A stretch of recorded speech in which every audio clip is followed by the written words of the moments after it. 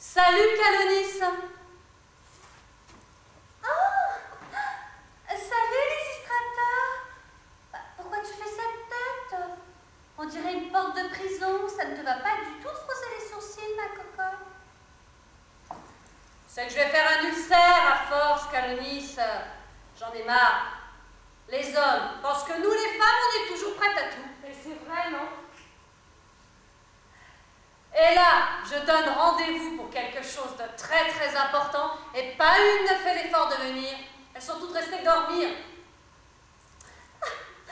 Mais enfin, ma chérie, elles vont arriver. Tu sais, pour une femme, ce n'est pas si facile de sortir de la maison. Entre celle qui cajole son mari, celle qui tire l'esclave du lit, celle qui couche son bébé, celle qui le torche, celle qui lui donne la purée. Eh bien justement, pour une fois qu'il y a mieux à faire. Ah bon, et quoi?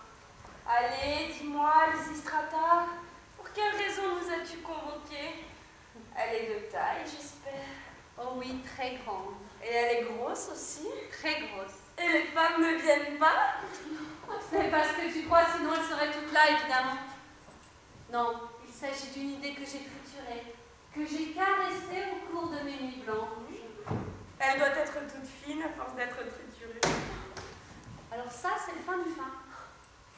Le sort de toute la Grèce est entre les mains des femmes. Des femmes?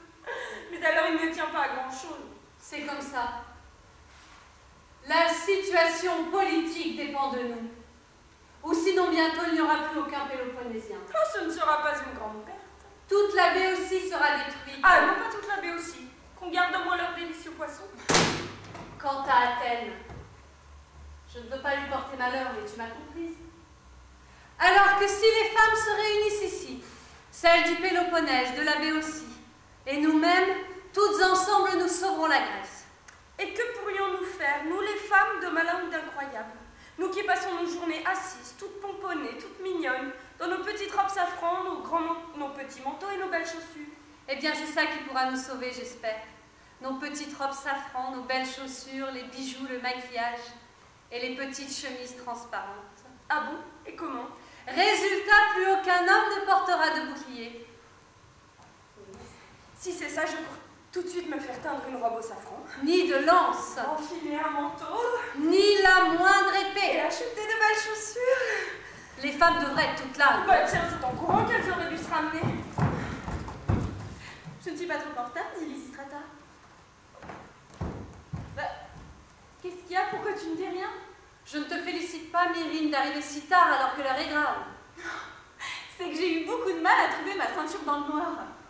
Mais puisque c'est si urgent, parle, je suis là. Eh ben non. On va attendre quelques instants que les femmes du Péloponnèse et de Béotie arrivent. Ça, c'est bien dit. Voilà l'Ampito qui arrive.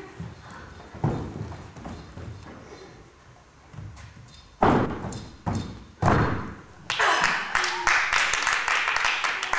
petite Spartiate préférée. Qu'est-ce que tu es resplendissant. Quelle belle couleur. Quel corps musclé.